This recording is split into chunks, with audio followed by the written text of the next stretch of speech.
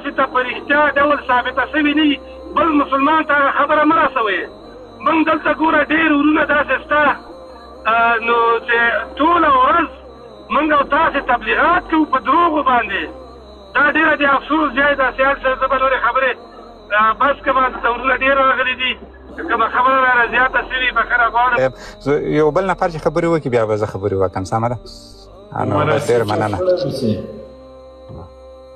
سلامونه او نیکې هیلې سیال صاحب تا ته او ناستو میلمنو ته او لیدونکو ته خدای وکړي چې ښه اوسئ او د صحت جامې مو په تم وي.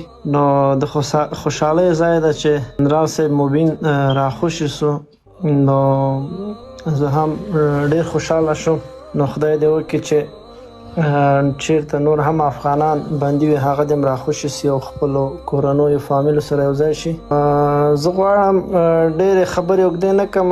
یو څه ووایم چې ګوره یار افغان باید د جنرال صاحب مبین غوندې یو مفکوره ولري. هر افغان باید داسې یو مفکوره ولري چې وطن ته او ملک ته نظام ته ژمن وي. که هغه زندان هم تېروي بیا هم ژمن وي. نو ټول افغانانو څخه دا هیله کوم خدای دې وکړي چې زما په خبره باندې خفه نه شي.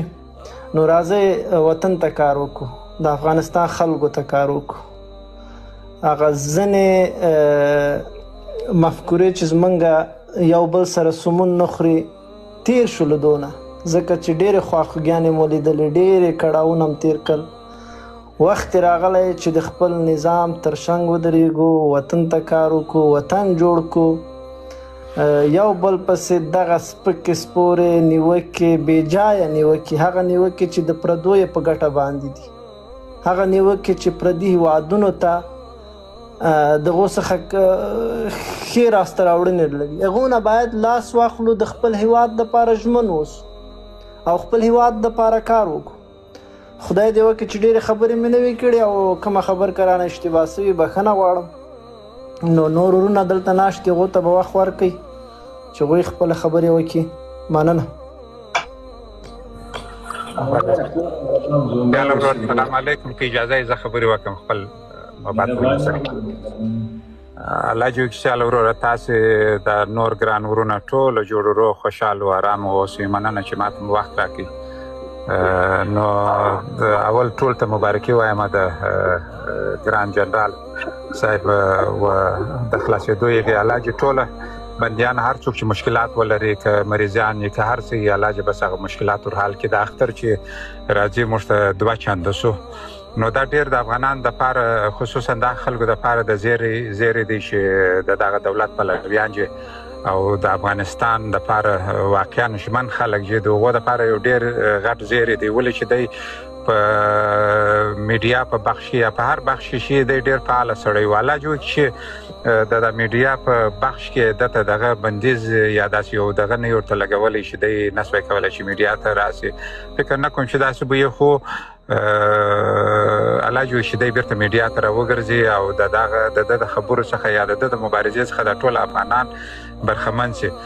نو خبره داسې ده چې ده چې کله چې مخکې د میډیا ته راتلی، ده به بعضې داسې الفاظ کاروله چې زشت الفاظ به و. مثال د دولت دپاره یا د نور دپاره ده ولې چې واقعیت ویله، ده چې هر څه د ده په زړه کې وه، یا د افغانستان په خیر و ده به هغه ویل، یا که د مکتبو په حساب دی، یا که د ښځو د حقوق په حساب و، یا دغسې د نور په شان په ډګر کې ده به همیشه واقعیت ویله. نه دلته نن ورځ دا رقم دی که واقعیت وایه همیشه به تر پښو لاندې، همیشه به دغه زجر ویني.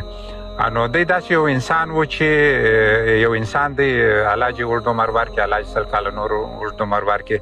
داسې یو انسان دی چې دا په اول سر چې د مبارزې ته راغی، یا مبارزې ته خو دی د پخوا څه راغلی، د افغانستان چې د طالبان د خوا څه ونیول شو، د ډېر هغه مخالفین د خپل په مبارزه باندې راواړوله د دغه اوسني دولت دپاره. او داسې ډېر مخالفین و چې د طالبانو طرفداره نه و، ولې د ده د خبرو طرفداره سوله، د راواوښتله د اوسني د نظام طرفداره سوله. حتی تر دا اوسه پورې هغه خلک چې د طالبانو ضد خلک دي، ولې بیا هم دی پر ګران دی، ولې چې دی داسې یو ډېر ساده، یو ډېر داسې کلیوال سړی و سړی دی. بس الله جوړ شي دی بیرته راوګرځي مبارزې ته د ده د مبارزې تنظیم که زه لږ کار لرم زه به زه مصروفه یم سیال صاحب محترم مصروفه یم په لاره. سلام علیکم سال صاحب تا ته او اوریدونکو لیدونکو ټولو ته سلام علیکم ورحمت الله وبرکاتہ. مننه.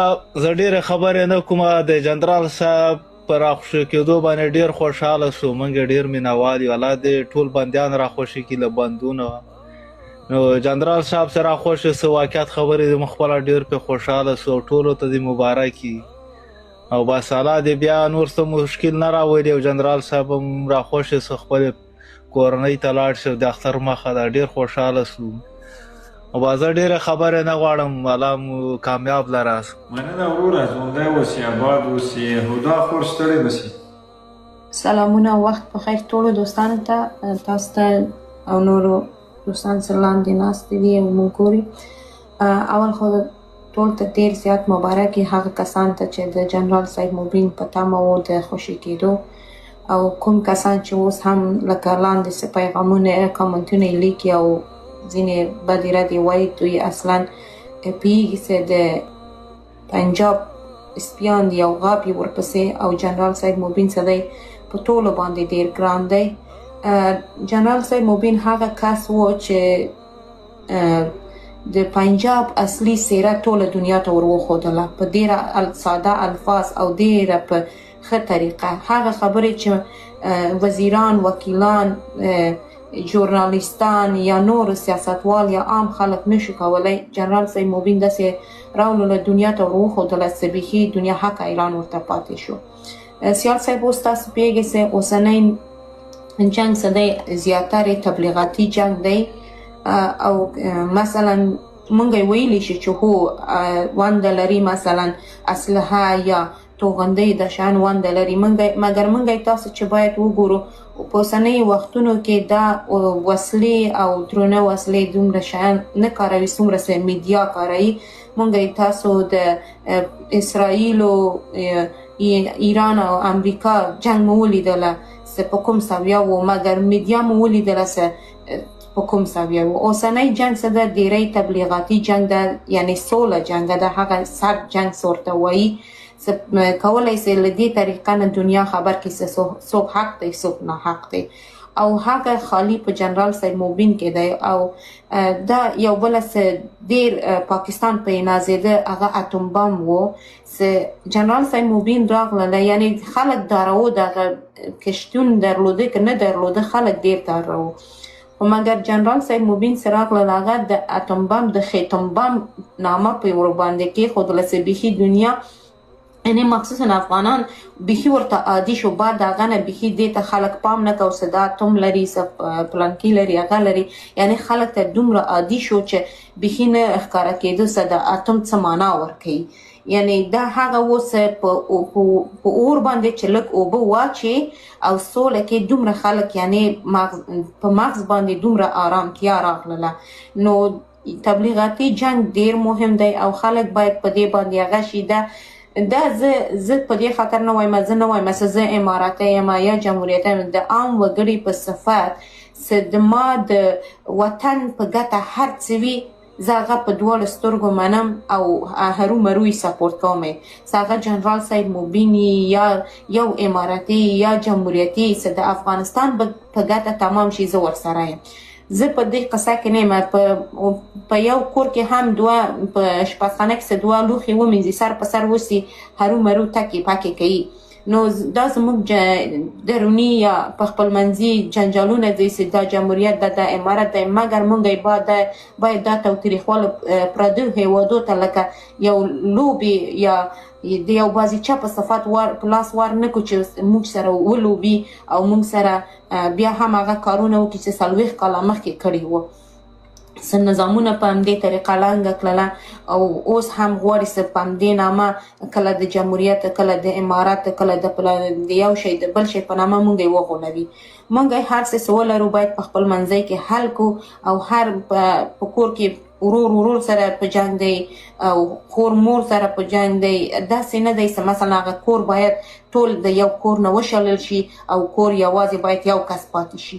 نو دا مسله دا دی چې موږ باید یو بل سره لاس ورکو او جنرال صاحب موبین سره په دې برخه کې موږ باید برخه واخلو او دا مبارزه مخ